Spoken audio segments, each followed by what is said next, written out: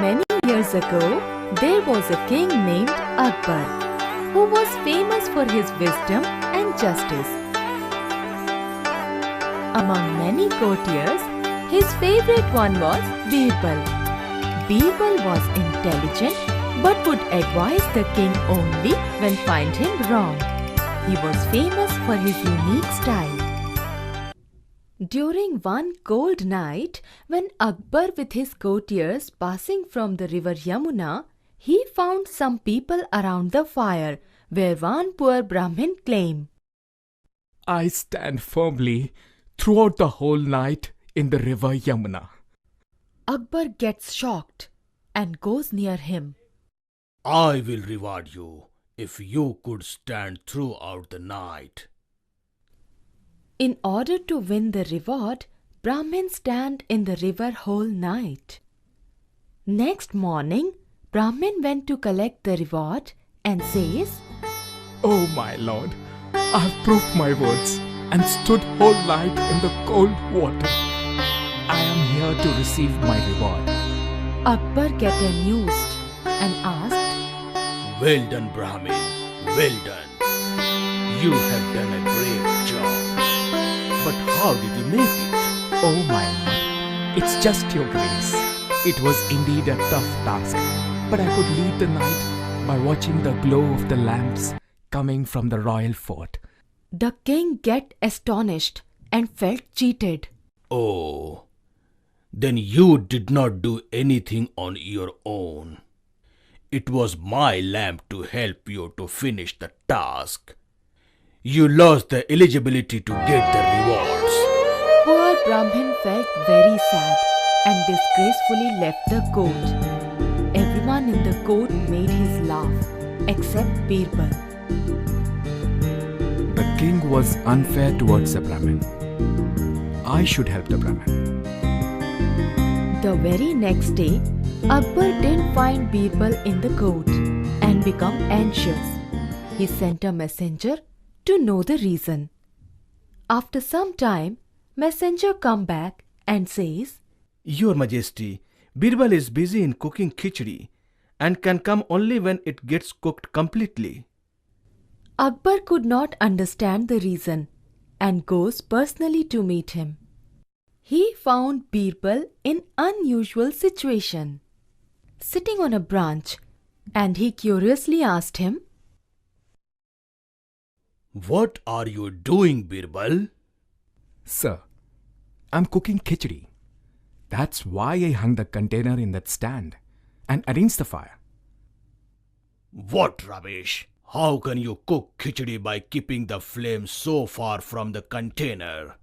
Your Majesty, if the Brahmin could stand in cold water with the help of the heat generated by a lamp which was so far away, then why cannot my khichdi cook in the same manner? Akbar realized his mistake. He called back the poor Brahmin and gave him reward.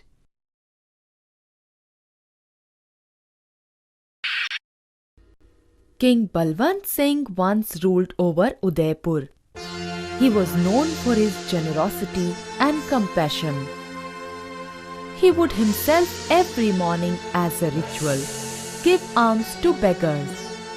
Two beggars, Ramu and Shamu, would be near to his doorstep unfailingly, and king knew them by their names. Ramu was an older one and Shamu was an younger one. Today is my prince's birthday, and I am very happy. Today you all will get more than your daily quota of grains. Long live Princess. We shall pray for her longer and healthy life. Come, Ramu, take your share of alms. Thank you, King. God, you are a great provider. Upon hearing this, king gets very angry. He tells Ramu, Ramu, you've been coming to my doorstep since last 6 months, and each day you've been thanking God for your alms. I think you forget if I would refuse you. Would your God provide you alms? God is great. long after everyone had left, King kept on planning how to teach Ramu a lesson that it is not God but me, King Balwant Singh, is the provider. Next day, as usual, both of them come to the king. King gives them their alms. Thank you, God, for all your small mercies. Thank you, King. King asks Ramu to wait behind and asks Shamu to take the other way, because on that road King had kept a pot full of silver coins. Shamu, I want Ramu to spend 10 minutes with me, so you may proceed. But take the other lane today, which is generally used by me. Shamu proceeds. When he just starts walking, after a short distance, he says to himself, Thank you. Thank you very much. Your Majesty, you are great and so kind. Today you have given me, a poor beggar, the privilege to walk on the road which is constructed for yourself. Today I can walk with my eyes closed. Saying this, he closes his eyes and starts walking. Since he was walking with his eyes closed, he misses the pot. After about 15 minutes, King tells Ramu, Ramu, Shamu must have crossed the lane. Now you proceed. But remember, you also have to take the same road. I will. Ramu walks certain length of road and spot the pot, which is filled with silver coins. He picks up the pot and wonders why Shamu did not pick up the pot. I am sure God has for me only. He picked up the pot and thanks God. Next morning, when as usual they were at the gate of the palace, King had thought that Shamu would have twinkle in his eyes because of the treasure he must have found. But his expression were as usual. King could not control his anxiety and asked Shamu, Shamu, how was the walk yesterday? Did you find anything on your way? Thank you, O kind King. Thank you very much. My walk way back home was very enjoyable. The roads were so smooth and so clear that I closed my eyes and walked home. King got the message and spoke to Ramu. Ramu, tell me your experience. It was very pleasant, and I found a pot filled with Silver coins. God is the great giver, Your Majesty. King did not like his remarks, and he strongly felt that Ramu should be thought that not God but King Balwant Singh is a great giver. Till about a week, as usual, both of them would take their usual alms from King. On 8th day, King, instead of his alms, in cash he gives pumpkin to Shamu. Shamu is not very happy with his alms, but did not dare to refuse King. He takes the alm and says, Thank you, Your Majesty. Ramu, here is your alms for today. God is great. Shamu, upon taking the pumpkin, feels what would he do with such a big pumpkin. He goes and sells to the greengrocer. Ramu was on his way back home and speaks to himself, I must go to the vegetable market. There is no vegetable at home. Ramu goes to market and buys the same pumpkin which Shamu has sold to the greengrocer. At home, when Ramu cuts the pumpkin, he finds that pumpkin was filled with gold coins. Ramu raises his hands towards the sky and says, God, you are a great provider. Next day, as usual, only Shamu goes for his daily alms. Upon seeing Shamu alone, King asks him, Where is Ramu? Your Majesty, Ramu always keep saying God is real giver. He really is.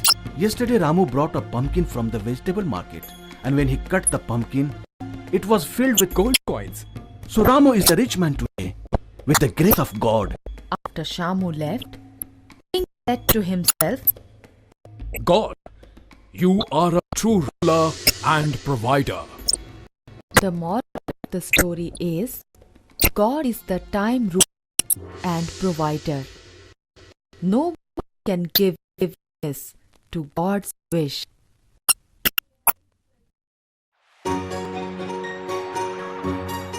Raghu, the poor woodcutter, is busy chopping a branch of a tree by the riverside to earn his living. He is very engrossed in his work.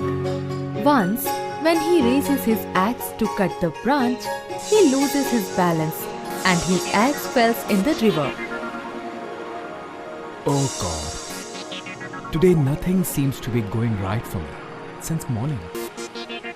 Rani, my wife, was upset this morning for not being able to earn enough to give her and our 3 children a decent living. On top my axe, my only source of living, has fallen in the river. Now how could I go home?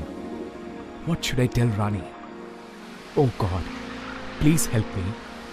If for no one else, at least for my 3 children. I can't see them sleeping empty stomach. And just then, God of Water appears in disguise of an ordinary man from the middle of the river and walks toward Raghu, who was sitting on one of the branch of the tree with his hands on his head. Oh young man, you look worried. Could I be of any help to you? Thank you. But who are you? And how can you help me? I am one like you. Perhaps I can try to help you. Tell me your problem. Oh worried man. God bless you.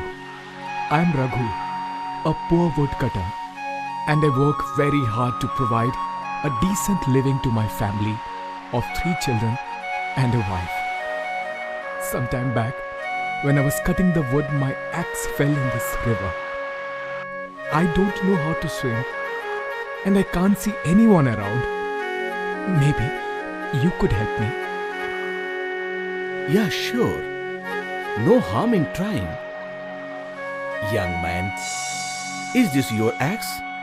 No, dear. I'm not that lucky to own an axe of gold. You know, I'm not able to feed my children. Don't make a joke of my poverty. You can look for its owner.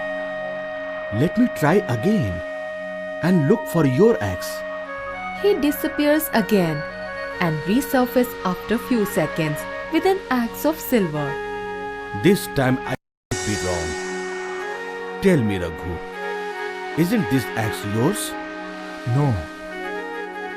But I thank you for your efforts.